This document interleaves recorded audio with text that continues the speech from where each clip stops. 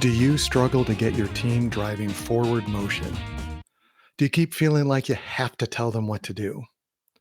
Do you tell them how empowered they are, yet wonder why no one is taking action? Hi, I'm Seth Dobbs, and this is the Principle Driven Leadership Podcast, where I share principles of leadership along with examples of how to apply them to help make you be the best leader you can be. These principles are based on my years of experience as an executive leader in building organizations and in coaching others to become leaders themselves.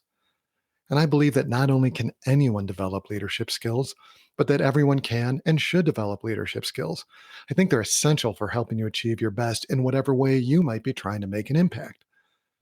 And that's because leadership skills help you better influence others to effectively create durable results. And leadership is a journey, one that more often than not requires others to take on leadership roles to collectively support each other in creating forward motion. Empowering your next level leadership, your team, is central to building that support. Empower. Such a commonly used word in organizations that it's become nearly devoid of meaning. Plenty of leaders say their teams are empowered, or at least they profess to want this to be the case. For sure, nobody really wants to say, well, no, I haven't empowered my team. But what does it really mean? Does it mean simply that you've given the people you lead permission to act? At its most trivial, it seems like empower means that you've just assigned some tasks. At its worst, well, I've talked about the early days of my career before, back in, I think, episode 4. And this is when I first heard the term empower used in a professional environment. And basically, my manager told me he was empowering me and my teammates. And then there was lots of talk about how empowered we all were. However, we were told what projects we'd work on. We were told how to do the work. We were told when things had to be done. And then with that, my manager still went through the charade of giving us choices on what to work on without actually truly giving us choices. In other words, we were anything but empowered. And it seemed to me at the time that empower meant what I now see as the worst use of the term, that it's a method for singling out someone to blame when things go wrong. If you're using empowered this way, setting up clear lines of blame, you're not focused on creating durable results. Setting up clarity for blaming is actually entrenching you in organizational inertia, not creating forward motion, not creating leaders. Empowerment really brings together much of what I've talked about this season, and it's essential in creating leaders, in creating durable results, and in building a sustainable team.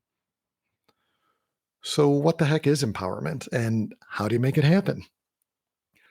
Empowerment is the perception and reality of being enabled to make aligned decisions through clarity of outcomes and principles, combined with the autonomy to actually act.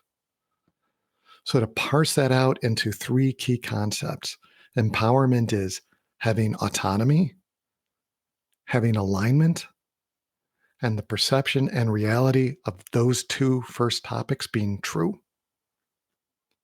So, the first concept, autonomy.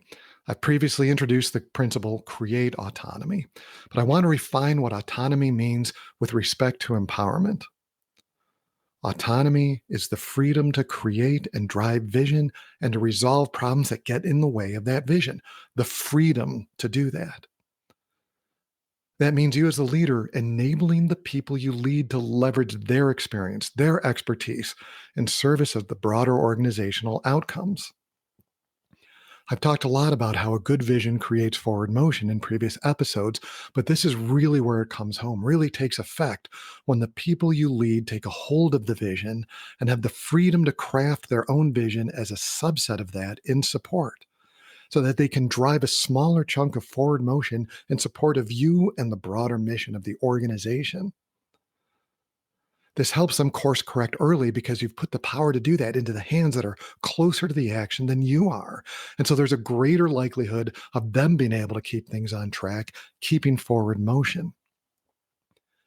Giving your team autonomy also means they have at least some freedom to push back on you, or perhaps at least reach a good mutual agreement on how many outcomes they can take on, right? The notion of taking on less lets you achieve more. You want your directs to be able to push back. This is how you know if your organization needs to grow. And if there's outcomes that can't be achieved with the team you have, you either need to change priorities, reshape your vision, or expand your team. But you can't make those kinds of decisions if your team's uncomfortable raising a hand, that it's too much. If your team doesn't feel enough autonomy or freedom to express themselves, you're not going to know this. Autonomy is key to enabling people to thrive. It's central to achieving a goal of empowerment, enabling your people to move things forward without constant oversight. But autonomy by itself is not enough, which brings us to concept 2, alignment. It's great to have the freedom of autonomy, but it's actually dangerous, even chaotic, if you don't create boundaries to everyone's autonomy through alignment. Alignment is the governance, the guardrails that connects autonomous leaders. And your vision is central to creating that alignment. It's what provides the guardrails to your team. If you express your vision with a bias towards outcome, you create a broad set of goals that enables your team to understand what forward motion looks like. This means even while each of your team members has some freedom in their roles and responsibilities, they're going to act in accordance with the outcomes in alignment with each other.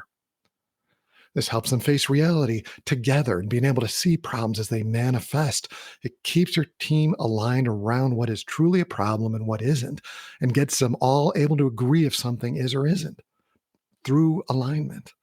This alignment also makes it easier to recognize conflict, to realign around solving a common problem rather than arguing about a solution.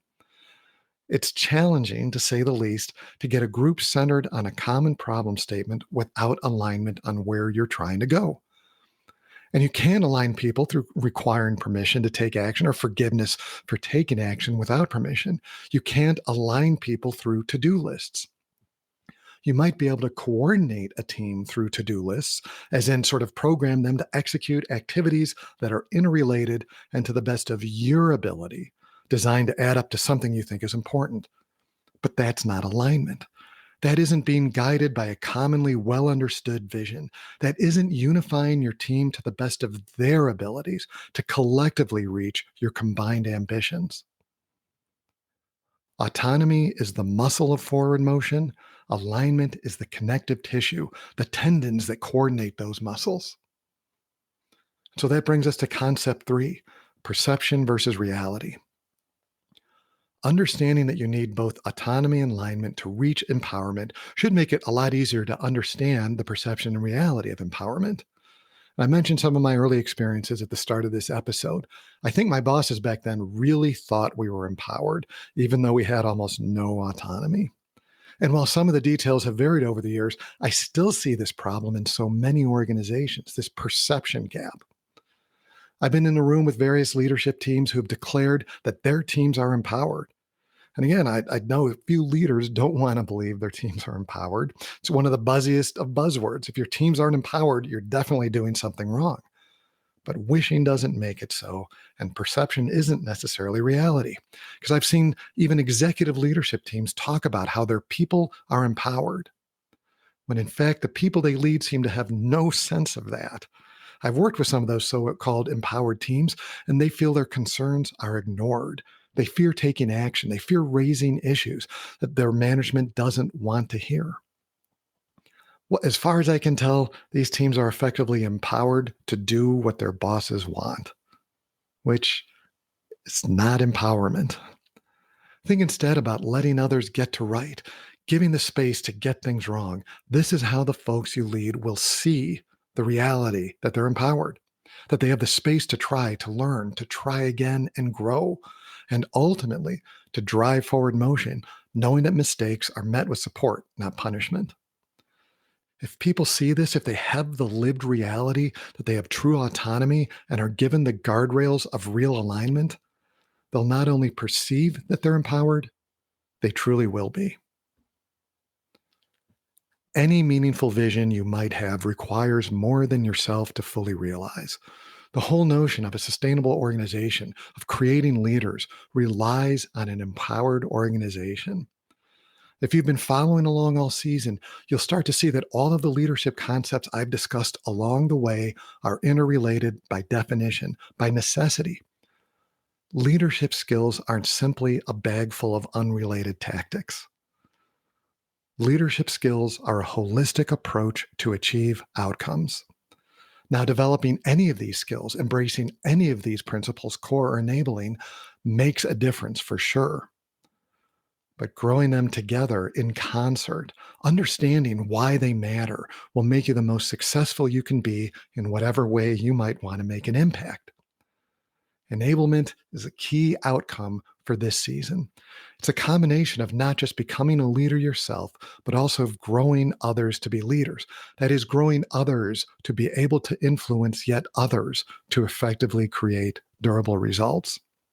There's lots of smaller outcomes from embracing learnings from each episode, and you know you're getting better at all of them together when you see this true empowerment in your team. And that empowerment comes from, first, true autonomy, the freedom to create and drive vision and to resolve problems that get in the way of that vision. Second, real alignment through a clear, broader vision defined through outcomes. And last, the perception and reality of having true autonomy and alignment. Empowerment helps create durable results by enabling more people than just yourself to drive forward motion. And because of the opportunity for growth it creates, empowerment helps create a sustainable organization.